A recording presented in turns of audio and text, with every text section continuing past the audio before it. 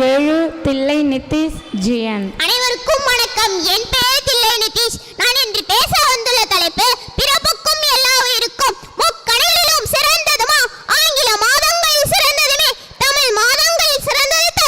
இம்மூன்றெழுத்தையும் சேர்த்து மேலாக அமர்ந்திருக்கும் நடுவர் அவர்களுக்கும் முதல்வர் அவர்களுக்கும் ஆசிரியர் அவர்களுக்கும் என்னை போன்ற மாணவர் அவர்களுக்கும் முதற்கண் வணக்கம்.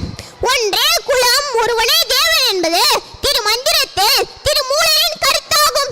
இறைவனால் படைக்கப்பட்ட நாம் அனைவரும் ஒரே குலம். ஓரறிவு முதல் ஆறறிவு வரை என அறிவுகளில் பிரிவுகள் இருந்தாலும் பிறப்பு என்பது அனைவரும் ஒன்றே. உயிர் என்பது இதயம் துடிக்கும் வரையில்தான். நரணி ஆண்ட மூவேந்தரிடையே ஒற்றுமையின்மையால் தமிழகம் களப்பிரர் பல்லவராட்சிக்கு உட்பட்டது. நாடும் மொழியும் அவள நிலைக்கு உள்ளானது. யாதானும் நாடாமல் ஊராமல் என்னொருவன் சார்ந்த நேம் கல்லாதவாறு உலக நாடுகளை எல்லாம் தம் நாடாகவும் உலகத்தில் உள்ள ஊர்களை எல்லாம் தம் சொந்த ஊராகவும் நினைக்கும் பக்குவம் வேண்டும் என்கிறார் திருவள்ளுவர்.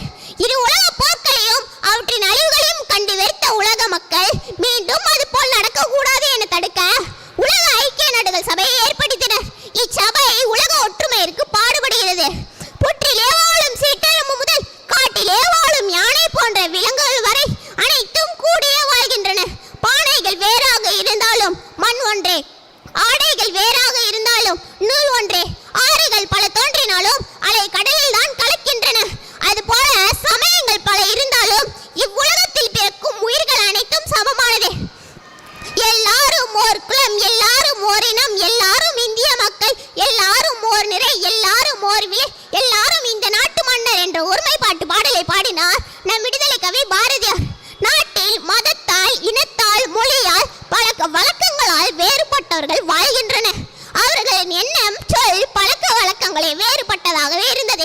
எனினும் இமயமலை முதல் கன்னியாகுமரி வரை உள்ள அனைவரும் பாரத தாயின் மக்களே.